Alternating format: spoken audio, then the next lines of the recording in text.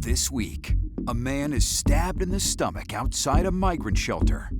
Plus, a thief uses chokeholds to knock out his victims before stealing their watches. And a bad intention from one person is enough to put everybody at risk in that area. A doorman chases off a man sexually assaulting a woman. Right now, Fox 5's Crime in the City. Here are the crimes across the 5 boroughs. We begin in Central Park, where the NYPD has intensified its presence following a surge in robberies, deploying additional officers in an effort to curb crime in one of New York City's most iconic landmarks. Now to the NYPD, deploying extra officers to patrol Central Park. Now their goal, to send a message after a violent 24 hours at one of New York City's most recognizable landmarks. Fox 8's Kendall Green is live in Central Park with the latest. Kendall? Hey, good evening, Natasha. I can't overstate NYPD's presence here at Central Park. We've seen them on bikes, in cars, and on foot, and there's word they're even looking to deploy drones, all to bolster a sense of security amid that recent string of robberies. NYPD officers flooding Central Park Wednesday, aiming to send a clear message following a string of robberies in less than 24 hours. We're not going to tolerate crimes in one of the most iconic locations in the world. The department's established a command center, deploying mounted police, officers on bikes and on foot, as park goers take notice. There's a lot of police. It makes me wonder what's going on. There is no secrets being kept there. Crime is up in this park for the year. Specifically, robberies. Robberies on the rise as the NYPD searches for suspects in 3 separate incidents. At this point in time, we're ready to call this is a migrant robbery pattern. Wednesday morning, police confirmed a man in his 30s pushed an 82-year-old woman by the tennis courts just after 10:15, leaving her with minor injuries to her knees, nose, and elbows. He fled the scene. Tuesday night, a pair approached 2 other men, both 20 years old, talked for a bit, then robbed them on West 62nd Street and West Drive before 10:45, police say. Hours earlier, the same morning, around 1 a.m., 3 different people were robbed just outside the entrance to the park at 5th Avenue and 59th Street. A group walked up to the victims, 15, 21, and 35 years old. One claimed to have a gun and pointed to his waistband, police say. They caught and arrested 3 teens, ages 14, 16, and 17, in connection with that robbery, though one is still on the loose. As NYPD stats show, major crime is up in Central Park by 46% this year compared to the same time last year. Felony assaults are up more than 40%, and robberies 200%, stats show. The beefed up presence in the park is welcomed. I do appreciate it, especially knowing all of these things that are going on. While Macon Kamar, who makes his money showing tourists around the park, hopes the patrol is productive. The park is 6.2 miles, it's 51 blocks. So, it's not just one spot, because I went to the north side, I didn't see them. So, if even if you're here for the whole day and if you don't go to the north side, the east side, the west side, and it won't be effective. Now, major questions is how long that beefed up patrol is going to last here and what impact it'll have on those numbers we just shared with you. Now, if anyone has any information regarding the folks that are involved in those crimes we just mentioned, you're asked to call police. We now go to the West Village, where police say a thief put men in chokeholds in order to take their watches. We want to take you to look at this video. Take a good look at this man. Police say that he is wanted in a series of robberies across the city that involve putting the victim in a chokehold and then stealing their watches. Now, this happened at least 3 times in the West Village in a span of less than 2 months. Fox 8's Kendall Green joins us live from there now. Kendall, a lot of people are pretty shaken up by this. Yeah, good evening, Natasha, Bianca. Shaken up for good reasons. As you just said, that man, police said he would put his victims in chokeholds and take their watches, and once they blacked out, he would take their watches. But folks, whether they fit the description of his victims or not, they're saying that's a reason to be worried. The NYPD trying to get to the bottom of a string of violent muggings over the summer, following the same pattern. The latest case on Friday, when police say an individual approached a 26-year-old male from behind at the 14th Street station on 7th Avenue. They say he placed the man under a chokehold until he blacked out. Then he got off with the man's Rolex watch, giving this watch-wearing businessman a reason to worry about his own wrists. I'm walking these streets constantly in the subways, and it is concerning. to get to the level of this, where you're getting mugged and it's dangerous. The mugger's victim seen here at the station talking to police, visibly shaken by the attack, before he was taken to the hospital in stable condition. People just think they could just take advantage of everybody. Just weeks before that, back in mid-July, another man, just a year older, 27, was approached in a similar manner on Morton Street before he found himself in a chokehold until he blacked out. The alleged mugger walked away with, again, another watch. I moved here because it's supposed to be a nice place to live, but yeah, I do see that a lot of crime has been going up, so it's definitely concerning as a resident. Back in June, just 1 month before that attack, the same exact scenario. The victim, a 29-year-old, mugged at 147 Christopher Street, just half a mile away within the same 6th Police Precinct. The mugger allegedly walked away with another watch. No, I'm a big guy, so ain't nobody coming up on me, just coming up and just snatching up on me. But there are people who are not like that, and they need to feel safe. Oh my God, I'm so scared. I have to protect mine. Yeah. And now, where is this guy? He hasn't been arrested. Not? So he's free in the neighborhood. Okay, so we have to pay attention. Now, police are asking anyone with any information to come forward, so hopefully they can make an arrest.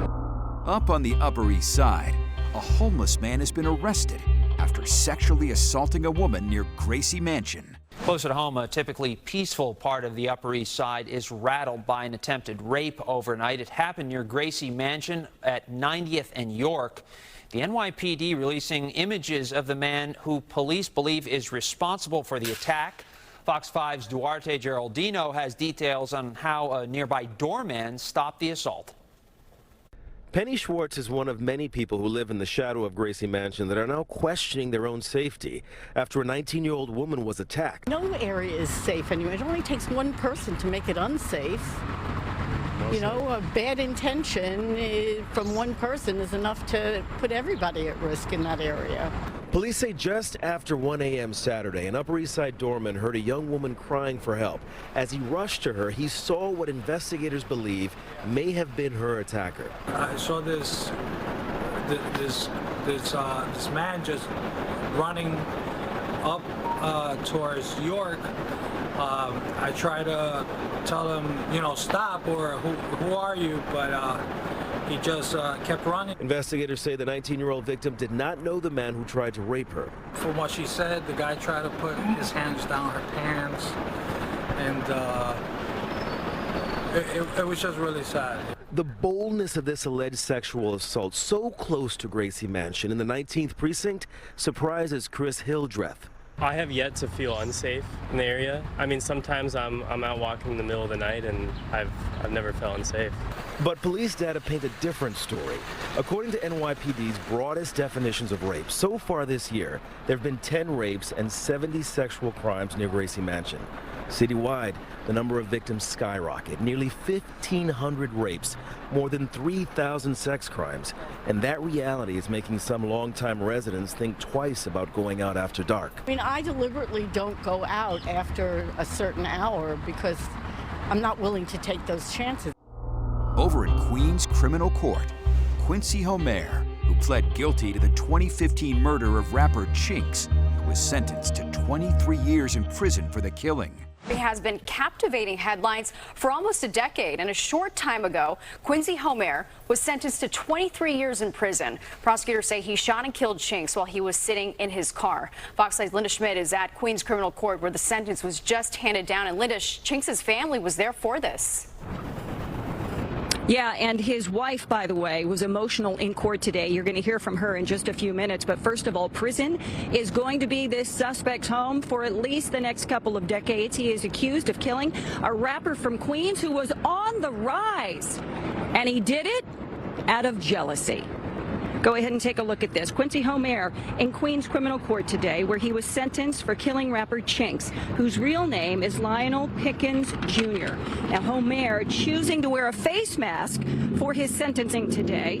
He had pled guilty to first-degree manslaughter. Now, this is a previous video of him in court without a face mask. He was sentenced to 23 years in prison for killing Chinx. Chinx was sitting in his luxury car, stopped at a red light, when Homer fired multiple shots into his car back in 2015. Chinx was married and the father of 3 children. His wife pushed for justice for her husband since he was murdered back in 2015. She spoke in court today, as I said earlier, and so did the shooter. I'd like to express my condolences to the family and anyone else who was affected with what happened here. I don't believe there's words that can express the way I feel about what transpired here. I was told I had 2 minutes to say goodbye. Holding his mother's hand, watching his lifeless body, praying and crying for him to wake up. A mother has to bury her son. At the age of 28, I had became a widow. My children were 15, 11, and 4, are now without a dad.